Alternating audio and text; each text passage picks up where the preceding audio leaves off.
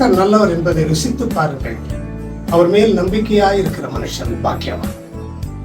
இப்படிப்பட்ட ஆசீர்வாதங்களை பெற்று உலகத்தின் வேலையை அற்பமாகவும் குப்பையுமாக தூக்கி எறிந்து தேவனுடைய வேலை மிகவும் விலையேற பெற்றது என்று சொல்லி தன்னை தியாகம் செய்து சுவிசேஷகர் எங்கள் அன்பு சகோதரர் டேவிட் ஜெயக்குமார் அவர்கள் எம்பிடி ஊழியங்களிலே முன்னணியில் நின்று நடத்துகிறதை நாம் எல்லாரும் பார்க்கிறோம். அவருடைய செய்திகள் நமக்கு ஆசீர்வாதமாக இருக்கிறது. தேவதாசனே ஆண்டவர் இந்த கடைசி நாட்களில் தெரிந்து கொண்டிருக்கிறார். காலம் கடைசியா இருக்கிறது. அறுவடை மிகுதி, வேலை ஆட்களோ குறைவு. அவருக்காக, அவருடைய குடும்பங்களுக்காக, அவருடைய ஊழியங்களுக்காக நீங்கள் தொடர்ந்து ஜெபியுங்கள். அவர்களுடைய பிரசங்கம் மட்டுமல்ல, அவருடைய ஜெபங்கள் எங்களுக்கு மேலானதாக இருக்கிறது. தேவனுடைய ஊழியர்கள் இணைந்து செயல்படும் பொழுது தேவன் மகிமைப்படுத்துவதாக இருக்கிறார்.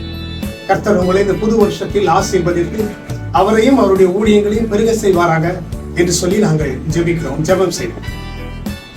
கிருபையும் இரக்கமும் நிறைந்த எங்கள் அன்பின் பரலோக பிதாவே, உமது அருமையான தேவதாசருக்காக நன்றியுள்ள ஸ்தோத்திரங்களை நாங்கள் ஏறெடுக்கிறோம்.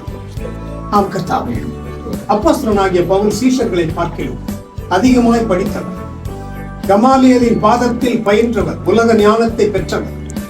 அவருக்கு எல்லா மொழிகளும் தெரியும். ஆகிலும் அவைகளை கந்தையும் குப்பையும் தூசியுமாய் தூக்கி எறிந்து தன்னையே உமக்காக அர்ப்பணித்ததை போல உடைய தாசன் உமக்கென்று தன்னை அர்ப்பணித்திருக்கிறதை நீர் பார்க்கிறீர். அவருடைய களஞ்சியங்களை ஆசீர்வதிக்கிறவர் நீர். அப்போஸ்தலனாகிய பவுலை சீஷர்களை பார்க்கிலும் மகிமையாய் பயன்படுத்துகிறீர். அதை போலதான் ஆண்டவரே, உடைய தாசனை எல்லா அநேக ஊழியர்களுக்கு மத்தியில் இவரை மேன்மைப்படுத்தி நீ உயர்த்த சித்தம் கொண்டிருக்கிறதற்காக ஸ்தோத்திரம். சரீரத்தில் நல்ல சுகத்தை கொடும், பலனை கொடும், உடைய கிருபைகளை கொடும், வரங்கள் பெருகட்டும், அபிஷேகம் பெருகட்டும். அக்கினியாய் உடைய மகனை எடுத்து பயன்படுத்துகிறார்கள். இதோ அக்கினியை இப்பொழுதே போட வந்தேன், அது இப்பொழுதே பற்றி எரிய வேண்டும் என்று விரும்புகிறேன் என்று சொன்னேன். உங்களுடைய அக்கினி உடைய மகன் மூலம் பற்றி எரியட்டும். ஒரு எலியாவை போல, ஒரு எலிசாவை போல, அப்போஸ்தலனாகிய பவுலை போல மறை பொருட்களை வெளிப்படுத்துகிற பாத்திரமாக உடைய மகனை நீர் எடுத்து பயன்படுத்தும். சகோதரியை ஆசீர்வதியும், பிள்ளைகளை ஆசீர்வதியும், பிள்ளைகளின் பிள்ளைகளையும் நீர் ஆசீர்வதியும். மேன்மைப்படுத்தி உயர்த்த முடியாத நாங்கள் ஜெபிக்கிறோம்.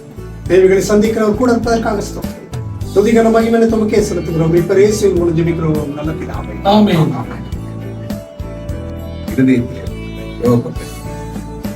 ஆரம்பத்துல என்ன அன்பு வைத்திருந்தாரோ, என்ன கனத்தை கர்த்தருடைய ஊழியர்களுக்கு கொடுத்தாரோ, அது பெரியவர்களோ சிறியவர்களோ அதை பொறுத்தல்ல. எப்படி ஒரு இடத்துல பழகிறாரோ இன்றைக்கு வரைக்கும் அது மாறாதார். இயேசு கிறிஸ்து நேற்றும் இன்றும் என்றும் மாறாதவர். அந்த குணத்தை அன்பு சகோதரத்தில் நான் பார்க்கிறேன். அந்த அன்பு குறையவே இல்லை, இந்த பாசம் குறையவே இல்லை, இந்த மதிப்பு குறையவே இல்லை.